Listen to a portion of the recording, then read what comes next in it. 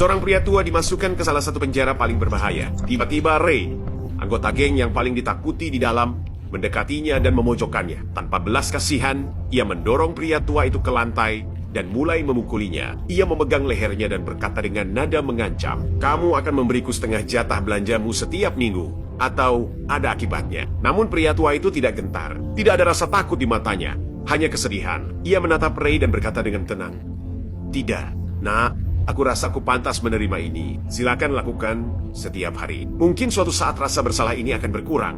Karena apa yang kulakukan di luar sana benar-benar tidak baik." Ray terdiam. Ia tidak terbiasa dengan reaksi seperti itu. Tidak ada permohonan, tidak ada perlawanan, hanya kesedihan. Malam itu di ruang makan, Ray tidak menyentuh makanannya. Ia hanya terus memikirkan pria tua itu. Hari demi hari berlalu. Ray berhenti menyerang orang lain, berhenti berteriak, berhenti mengancam. Pikirannya terus terganggu. Suatu sore, ia mendekati pria tua itu dan bertanya pelan, "Mengapa kamu ingin diperlakukan seperti itu? Apa yang kamu lakukan di luar sana sampai merasa seburuk ini?" Pria tua itu menunduk.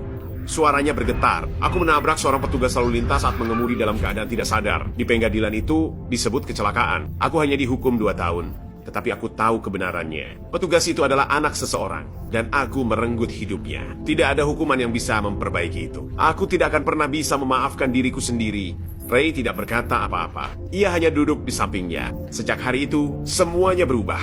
Ray mulai menulis surat, meminta maaf kepada orang-orang yang pernah ia sakiti. Ada yang membalas, ada yang tidak. Namun ia tidak pernah berhenti mencoba. 2 tahun kemudian, pria tua itu dibebaskan. Pagi itu, Ray menangis. Seorang narapidana lain melihatnya dan bertanya, "Ray, mengapa kamu menangis karena pria tua itu?" Ray mengusap air matanya dan berkata, "Karena aku tidak tahu bagaimana harus hidup tanpa dia." Seorang narapidana muda yang menjalani hukuman seumur hidup menoleh dan berkata, "Kalau begitu, teruslah menjadi seperti yang ia ajarkan. Menjadi orang baik yang berusaha memperbaiki diri. Karena apapun yang pernah kamu lakukan, perubahan dan harapan selalu mungkin."